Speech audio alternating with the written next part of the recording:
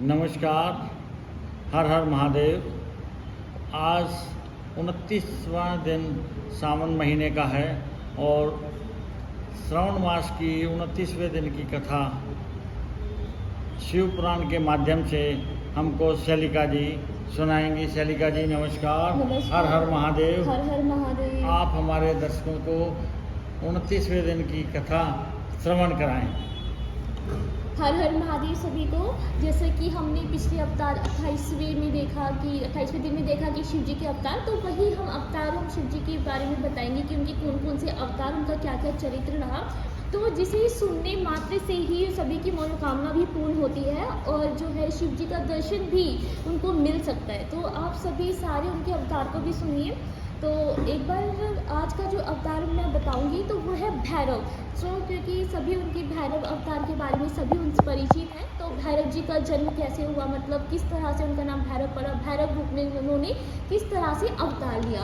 तो एक बार क्या होता है कि पर्वत पर जो है वो देवता सारे विचर रहे होते हैं। तब वो कहते हैं कि जो पूरी सृष्टि है ये पर्वत है और ये पूरे जो इसका परब्रह्म कौन है। तो उनके मन में एक ऐसा विचार आता है सभी देवताओं के मन में कि ये परब्रह्म कौन है। ब्रह्मा जी भी, विष्णु जी तो नहीं है और ये सारे संसार में कोई भी नहीं है क्योंकि सारे मनुष्य हैं, सभी का अंत हो रहा है, सभी का जन्म हुआ है। तो परब्रह्म का जो प्रश्न था उनके मन में आता है तो सभी देवता परेशान हो जाते हैं। जब सभी देवता परेशान हो जाते हैं तो सभी मिलकर जाते हैं ब्रह्मा जी के पास और वहीं पर ही विष्णु जी जो है विद्यमान होते हैं उसी पर्वत पर जहाँ पर ब्रह्मा जी होते हैं। तब ब्रह्मा जी के पास जाकर वह यह पूछते हैं, वो सुमेरु नाम का कोई पर्वत होता है। तब सुमेरु नाम के पर्वत पर जब ब्रह्मा जी से उनकी भेंट होती है तो वो कहते हैं कि ब्रह्मा जी से कि ब्रह्मा जी अब हमें यह बताइए कि ये परब्रह्म कौन है। आप परब्रह्म हो या विष्णु जी परब्रह्म है या फिर कोई और परब्रह्म है। तब वो कहते हैं कि परब्रह्म, अब ब्रह्मा जी के अंदर तो शिव जी की माया आ जाती है और उनको अहंकार आ जाता है कि परब्रह्म। वह बोलते हैं कि परब्रह्म तो मैं हूँ, मैंने ही तो सृष्टि की रचना करी है, मैंने ही नर को बनाया है, मैंने ही नारी को बनाया है और मैंने ही ये पूरी सृष्टि का पालन कर रहा हूँ और मेरे कारण अगर ये सृष्टि उत्पन्न ही नहीं होती तो फिर क्या होता, कुछ भी नहीं होता। तो इस तरीके की अहंकारपूर्ण बातें जब ब्रह्मा जी करने लगे तो महादेव जी को बहुत ही क्रोध उत्पन्न हुआ। उनके साथ में जब विष्णु जी थे उनको भी बहुत अधिक क्रोध आया। तो विष्णु जी ने बोला कि ब्रह्मा तुम ये कैसी अहंकारपूर्ण बातें करते हो, ऐसा तो नहीं है कि क्या कहते हैं तुम्हारा जो जन्म है क्या कहते हैं और तुम परम ब्रह्म हो, मुझसे ही तो तुम्हारा जन्म हुआ है। तब जब उन्होंने विष्णु जी ने इस तरह की बातें करी तब ब्रह्मा जी बोले कि नहीं नहीं मैं ही पर ब्रह्म हूँ। तो दोनों में विवाद छिड़ गया, दोनों ही विवाद करने लगे विष्णु जी और ब्रह्मा जी। तब महादेव जी जब वहाँ पर थे शिव जी को बहुत अधिक क्रोध आया तो फिर एक जलती हुई अग्नि के समान उनके सभी देवी देवताओं के सामने, ब्रह्मा जी के सामने, विष्णु जी के सामने जलती हुई अग्नि के समान वो आ जाते हैं, खड़े हो जाते हैं। अब वो जलती हुई अग्नि इतनी तेज थी कि चारों जो पूरी सृष्टि थी वो उसके तेज से जल रही थी। अब जब वो जल रही थी तब वो सब परेशान हो गई कि यह क्या है, यह क्या है।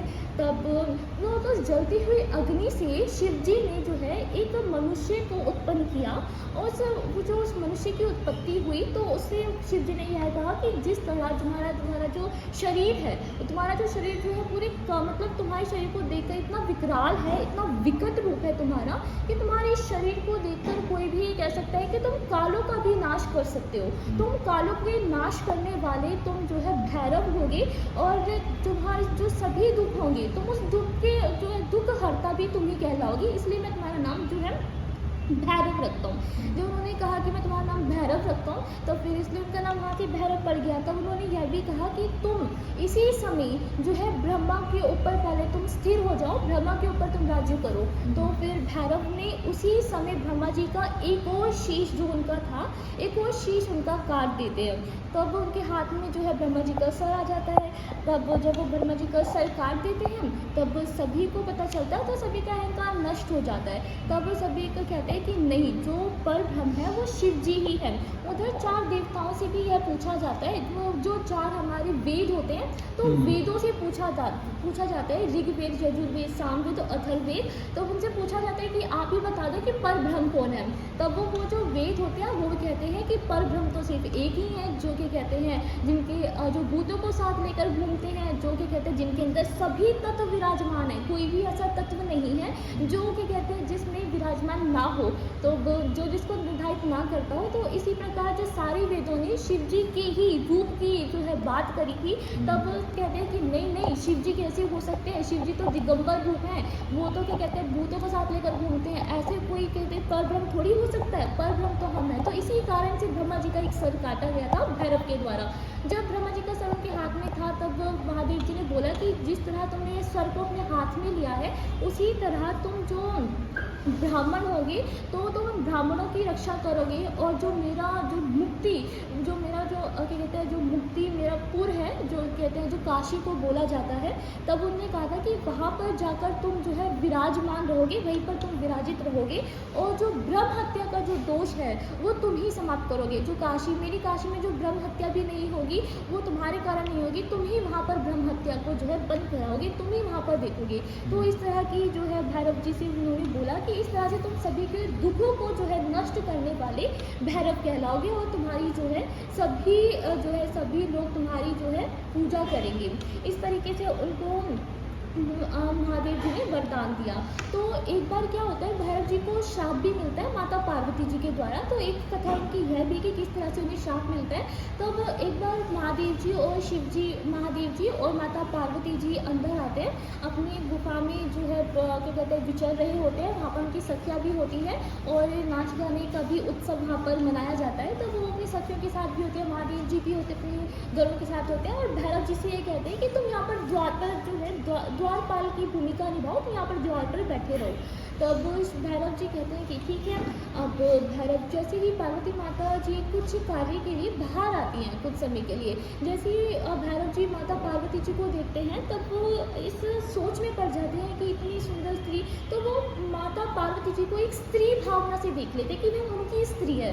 तब माता पार्वती और फिर वो माता पार्वती जी का रास्ता रोक लेते हैं। तब इस प्रकार जब माता पार्वती जी यह देखती हैं, तब उन्हें बहुत ही क्रोध उत्पन्न होता है। तब माता पार्वती जी कहती है कि अरे दुष्ट, कि तूने मुझे स्त्री भावना से देखा, इसलिए मैं तुझे जो है श्राप देती हूँ कि तू क्या कहते हैं शिव भक्त नहीं कहलाएगा, कि कहते हैं तू जो है क्या कहते हैं मनुष्य रूप में तू जीवन लेगा नीचे, और बहुत सारे दुखों को भी भोगेगा। इस तरीके से उनको बोला कि तू मनुष्य जीवन लेकर पृथ्वी पर जाएगा। फिर अब वो फिर उनके शिव जी की जो माया होती है वो भैरव जी से हटती है, और शिव जी भी आते हैं। फिर वो भैरव जी माता पार्वती जी से बहुत ही निवेदन करते हैं कि माता मुझे माफ़ कर दो, मुझे माफ़ कर दो। महादेव जी से भी वो माफ़ी मांगते हैं, क्षमा मांगते हैं। तब वो फिर महादेव जी कहते हैं कि भैरव, कि तुमने जो कार्य किया है, माता पार्वती जी ने तुम्हें श्राप दिया है, वह तो नहीं छूट सकता, लेकिन जो मैंने तुम्हें कार्य दिया था कि तुम काशी में जाकर विराजित रहोगे, तो तुम मनुष्य जीवन में वहीं पर ही तुम्हारा जन्म होगा, तो वहीं पर ही विराजित रहोगे।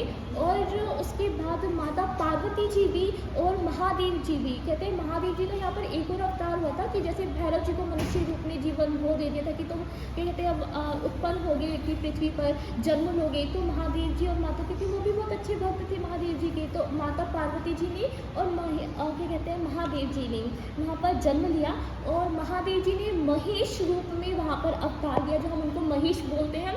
तो महेश रूप में उनकी उत्पत्ति हुई, उनका अवतार हुआ, और माता पार्वती जी शारदा रूप में जो है वहाँ पर आई, उनकी अर्धांगिनी बनकर। तो इस तरीके से यहाँ पर भैरव जी की कथा भी समाप्त होती है। हर हर महादेव। हर हर महादेव। शैलिका जी बहुत बहुत धन्यवाद, आपने हमारे दर्शकों को 29वें दिन की कथा का श्रवण कराया।